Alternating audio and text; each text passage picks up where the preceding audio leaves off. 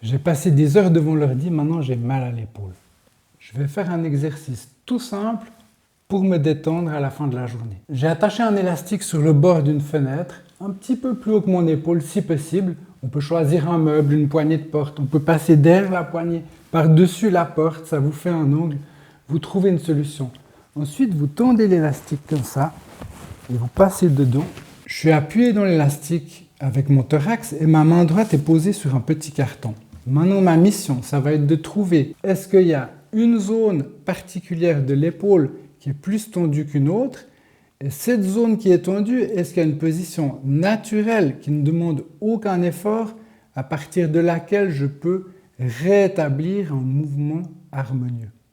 Si je prends la partie supérieure de l'épaule ici, là je sens qu'elle est tendue, là je sens qu'elle est tendue, ah là, quand je fais comme ça, naturellement ça se détend. Alors je vous l'accorde, c'est une position un peu bizarre. Mais ça se détend et l'élastique m'aide à trouver cette position. Maintenant, une fois que j'ai trouvé cette position, je vais essayer de modifier la position de ma colonne vertébrale et je vois que aussitôt ça se contracte. Donc je reviens et je me dis mais qu'est-ce qui m'empêche de me détendre? Et je vais utiliser la rotation de mon thorax. Je vais tourner mon thorax vers la gauche en donnant mon appui dans l'élastique.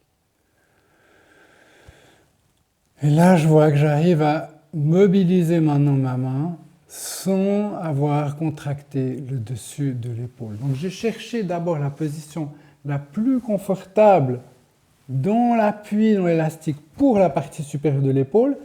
Quand j'ai trouvé ça, j'ai joué avec la rotation de mon thorax.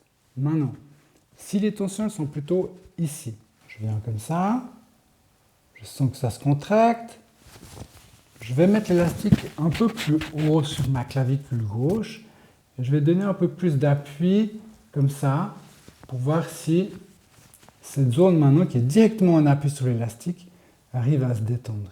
Et je vois que en fait, plus je vais là, plus ça se détend, plus je vais là, plus ça se contracte. Donc je vais partir là et je vais voir. Est-ce que je peux maintenant bouger?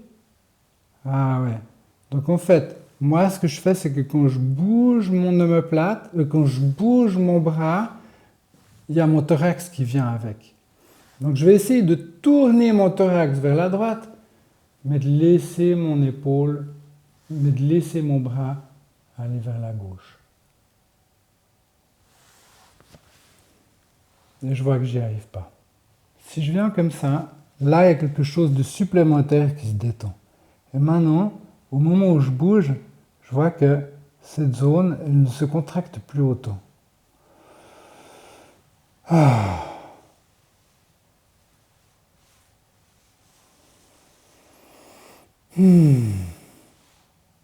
Maintenant, je vais chercher la partie plus inférieure de l'épaule, plus proche de mon dos avec ma main.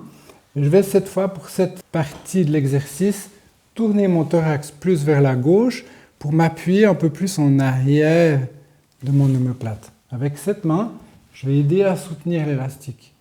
Je suis appuyé comme ça dans l'élastique et je cherche où est-ce que je peux vraiment détendre cette partie de l'omoplate qui l'attache à mon dos.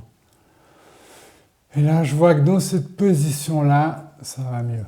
Alors, je reste dans cette position pour bouger mon épaule. Et j'ai maintenant exploré différents angles inhabituels qui me permettent de détendre mon épaule autrement que d'habitude grâce à l'élastique et grâce à l'utilisation de repères de rotation et d'oscillation avec ma colonne.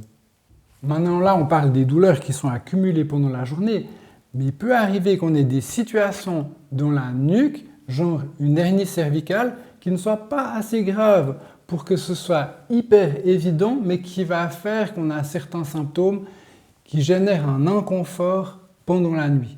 Dans la prochaine vidéo, on va parler de ça. À bientôt!